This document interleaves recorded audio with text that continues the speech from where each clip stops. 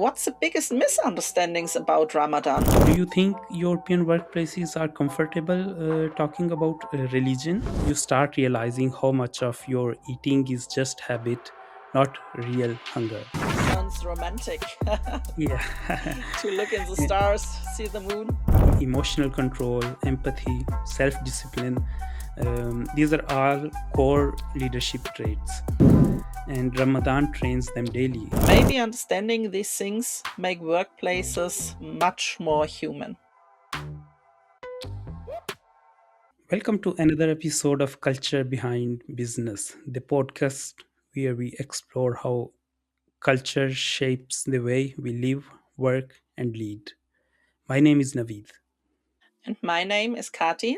And today we are talking about something that impacts millions of people worldwide. So, Ramadan. But not just what Ramadan is.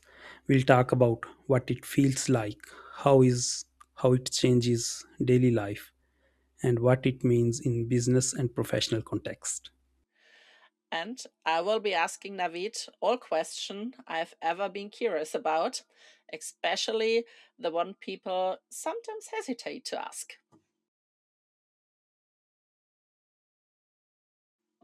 So let's start. What is Ramadan?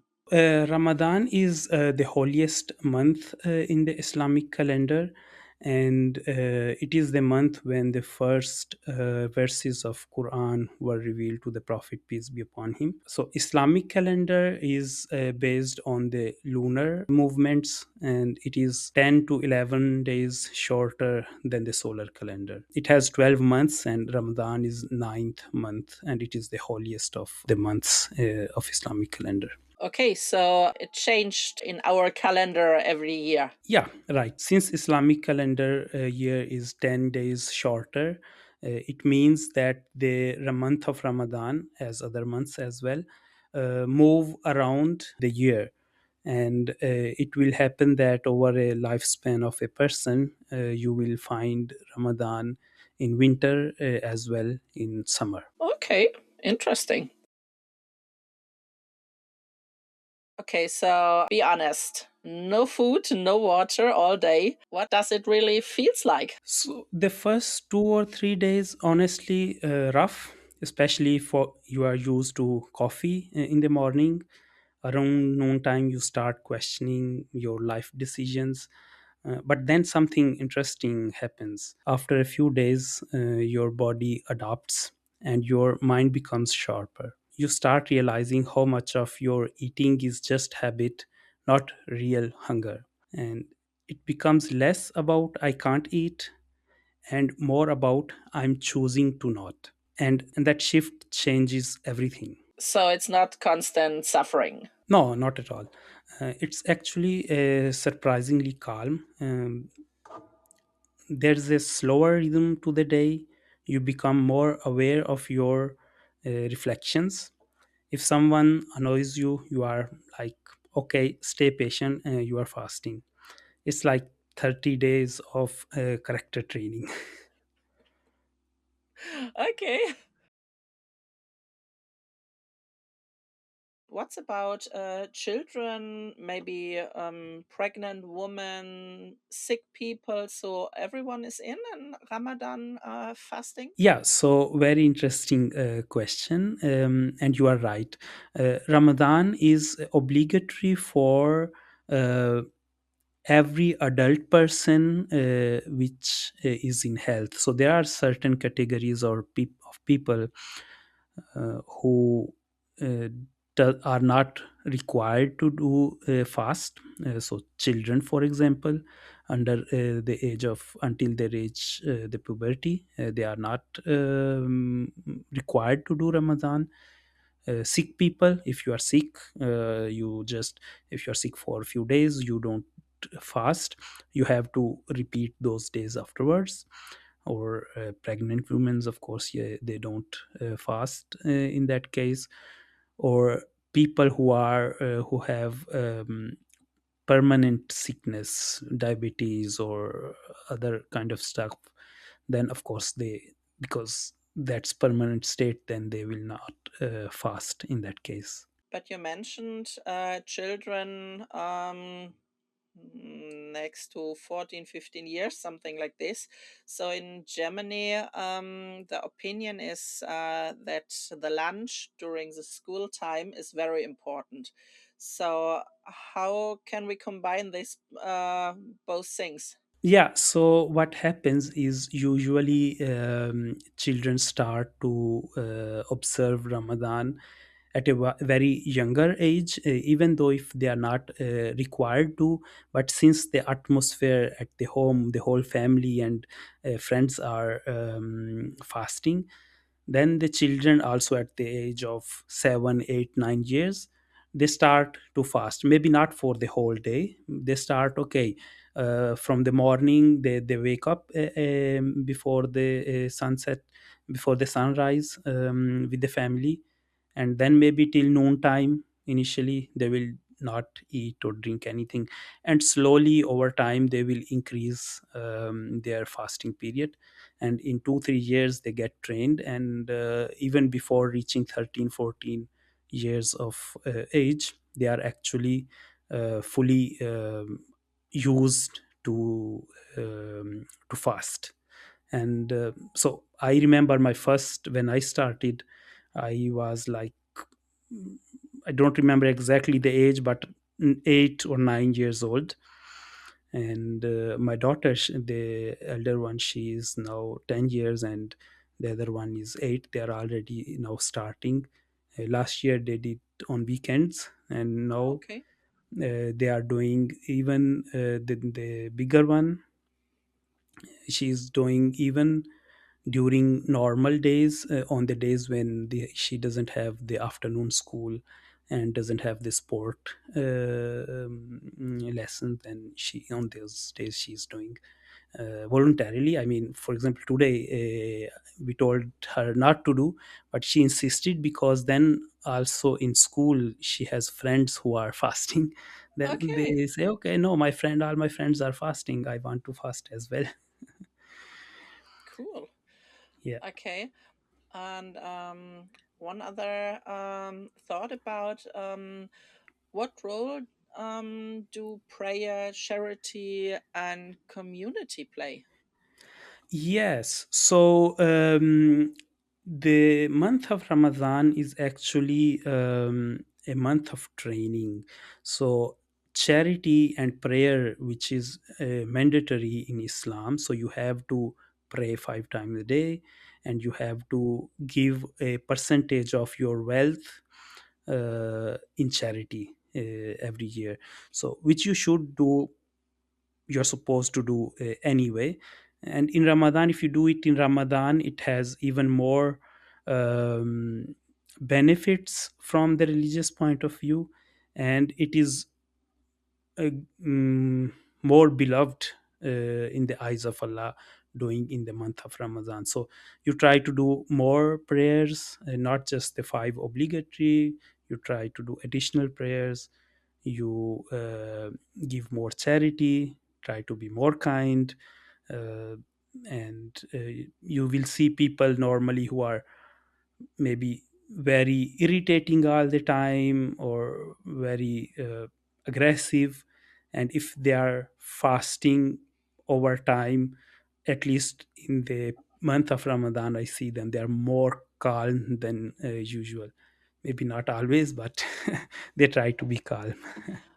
Okay, And and one thing for kids is actually they are very much they're preparing all the decorations for Ramadan and for Eid, which is the festival at the end of Ramadan.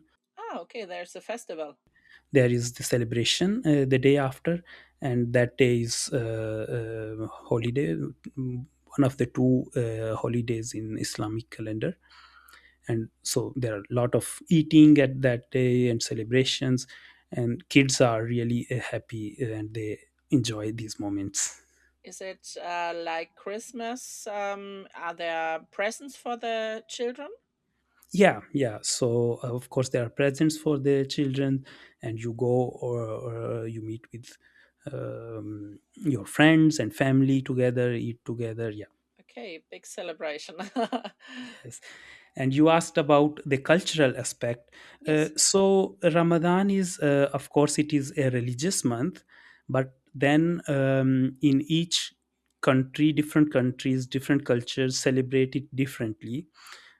In South Asia, for example, in Pakistan, in India, there is big celebrations in the evening, a lot of food, and especially then there is at the end of the month of Ramadan, before there is the evening of moon sighting, it's called. So everybody goes on the rooftop and they want to see the new moon so that they can declare the end of the month of Ramadan. The next day will be the celebration. So this is also together with families and friends. Okay, sounds romantic.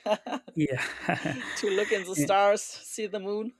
Yeah, and big shopping night for the families, for the ladies actually, because they want to go and do shopping that evening for the next day to celebrate the Eid, and they do a lot of shopping. And let me ask you something. Nowadays, we talk a lot about self optimization, ice baths, dopamine detox, productivity challenges. Why do you think people are suddenly attracted to discomfort? So maybe because we live very comfortably most of the time. Exactly. And Ramadan has built in discomfort, but with meaning behind it.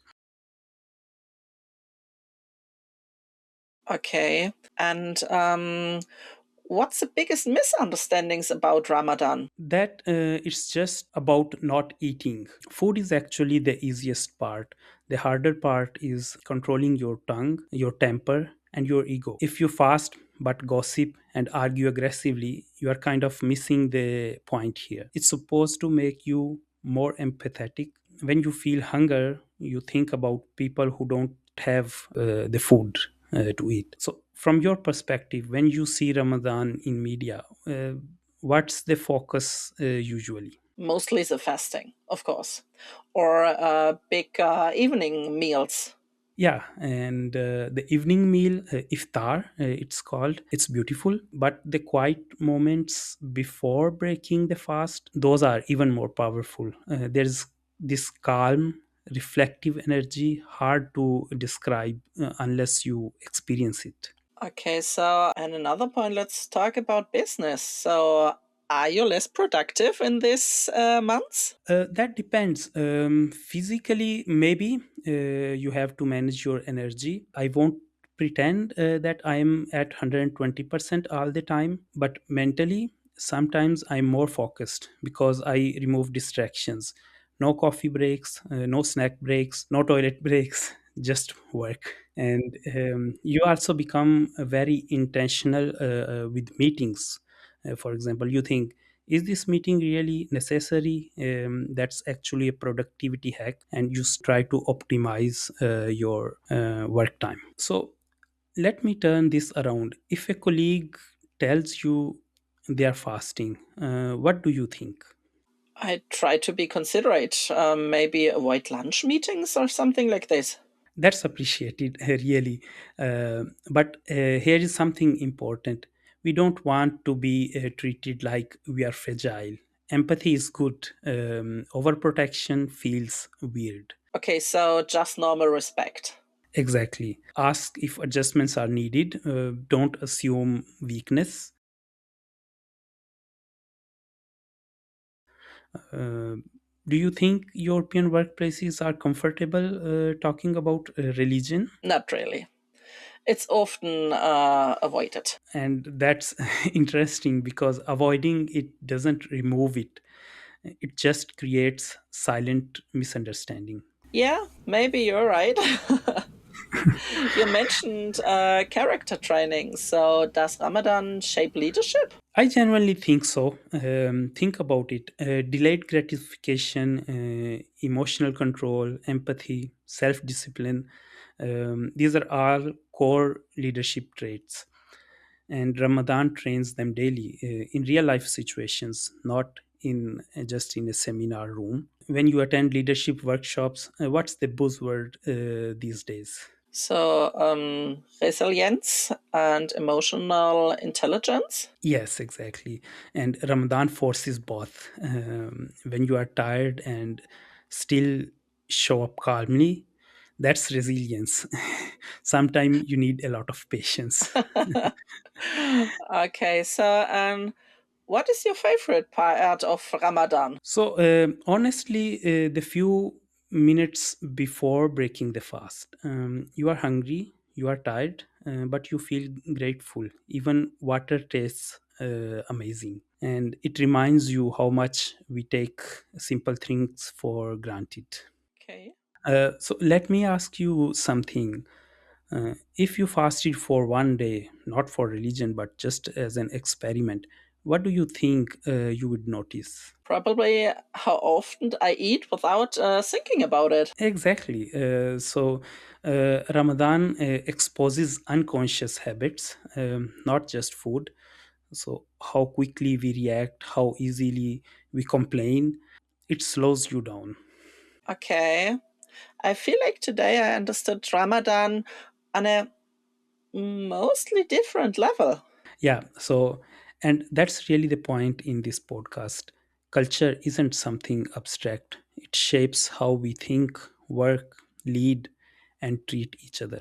And maybe understanding these things make workplaces much more human. Exactly. Thanks for listening to Culture Behind Things. If this episode made you reflect, share it with someone who wants to understand culture beyond stereotypes. See you next time. So see you next time.